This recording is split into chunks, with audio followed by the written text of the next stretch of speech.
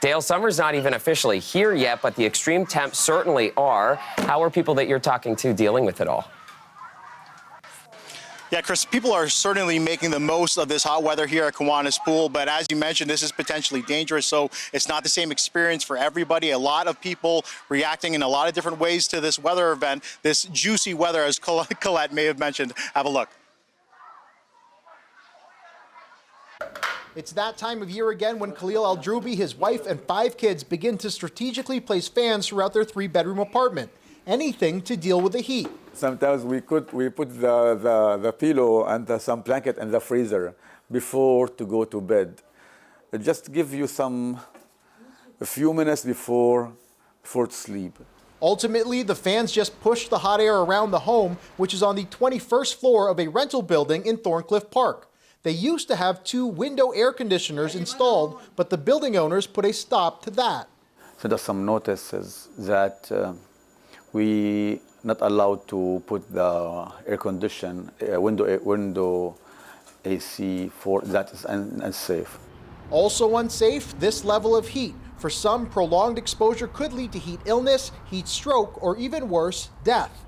The hotter it is, then the more you can expect health effects, and also the longer duration of heat also leads to worse outcomes for people. So this one is not a day or two, it's anticipated to go until Friday. This isn't the typical heat wave. According to Environment Canada, it's a heat dome covering Toronto and beyond.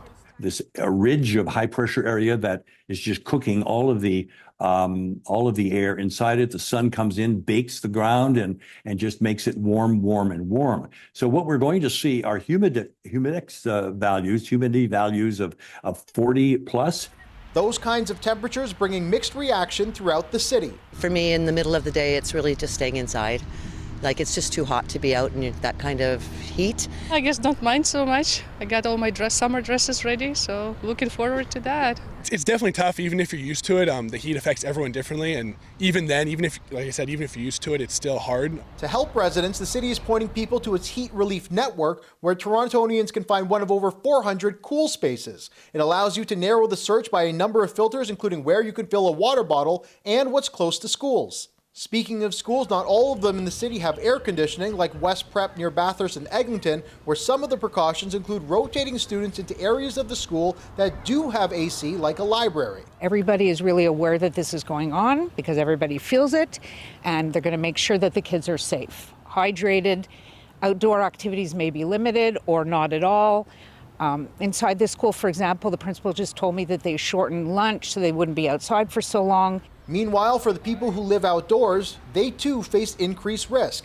In anticipation of the heat dome, these advocates have been fundraising water to help the vulnerable. There's this idea that if people are stranded outdoors, they're only susceptible to the elements when it's cold, but the reality is that actually more people who are unhoused die because of complications from the summer heat. So having this water right now is actually an imperative life-saving resource. So, Chris, late this afternoon, the city announced that it is extending the operating hours here at Kiwanis Pool and 4 others. That'll go until 9 p.m. And then starting tomorrow at the 5 other outdoor pools that are currently open, they'll have operating hours until 11:45. So for anybody that wants that option to cool down, that'll be there for most of the day. We'll send it back to you in that comfortable studio, Glover. It is a comfortable studio indeed. You go cool down, my friend.